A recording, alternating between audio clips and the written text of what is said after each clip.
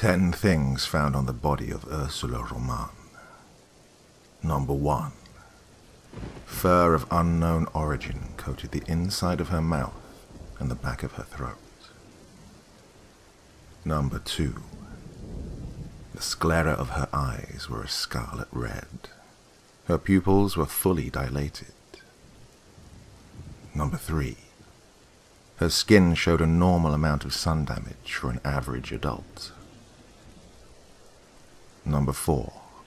In her heart was a pure silver bullet.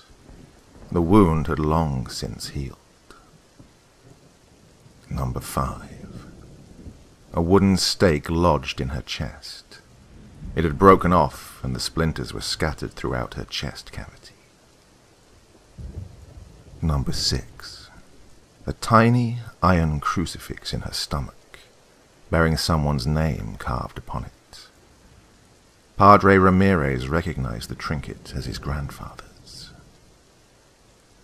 Number 7.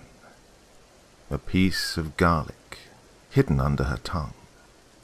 It had been there so long, it had already begun to sprout. Number 8. Her fingernails and toenails were long, thick, scaly, and carved into dagger-like points. Some more fur and bits of flesh were found underneath the fingernails. Number 9. In her intestines, a strange, misshapen finger, a tongue, an eyeball, some teeth, all partially digested.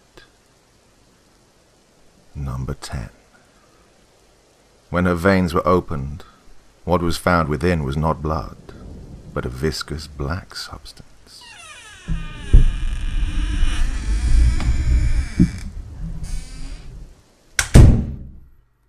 Ah, there's the proof, said the padre, wiping his ichor-stained hands on his robes. It is unquestionable. Ursula Roman was a vampire, the same one that has been making trouble in the village for 100 years. Possibly, said Dr. Ignacio as he stood. Wasn't she known to frequent the village during the daylight hours? She wielded the devil's magic, Padre Ramirez insisted. It is the same thing that protected her from every other charm, or perhaps even brought her back to life. Ah, yes, but... Dr. Ignacio, nothing could be more obvious. She never attended Mass. She never asked to be healed by the power of the Holy Spirit. She gathered wild herbs and furnished her house with the skulls and bones of wild animals. And yet, said the doctor. And yet? There is something about this that makes me uneasy. Outrageous, you madman, you Spanish swine. Look again at what you have extracted from this corpse. A silver bullet, garlic, a stake through her heart. The people in this village have been trying to fight her for years. It was only our luck that she could be killed by water. Did you see her die? Not exactly, he said. We threw her in the river 10 days ago. I removed her talismans and bound her hands and mouth so she could not utter a charm of resurrection. I watched her sink, but not emerge. She was only found this evening in the sagebrush meadows by 2 shepherds far from the river. What are you saying, Doctor? Dr. Ignacio closed his eyes. You've made a terrible mistake, Padre. Ursula Roman died of fright. Padre Ramirez stared at him. Then he looked down to the corpse lying on the church floor, oozing black and green, its face contorted into a monstrous, silent shriek. There is no doubt, the doctor continued, that she was an inhuman creature, and your attempts to drown her were futile.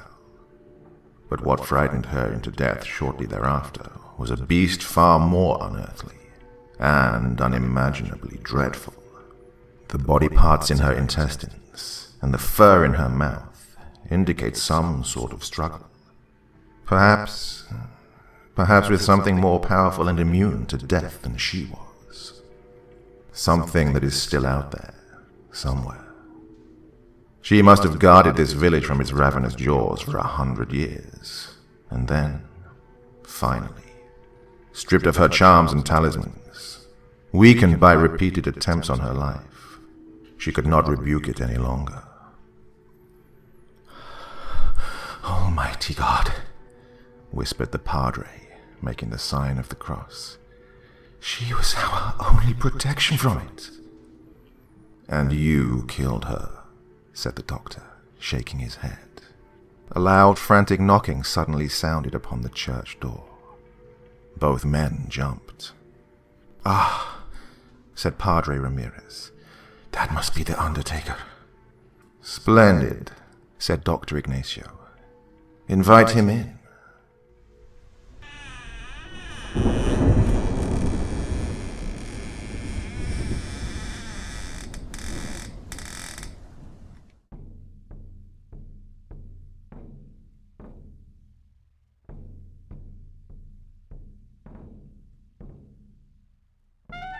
Thank you so much for taking the time to listen to this story today.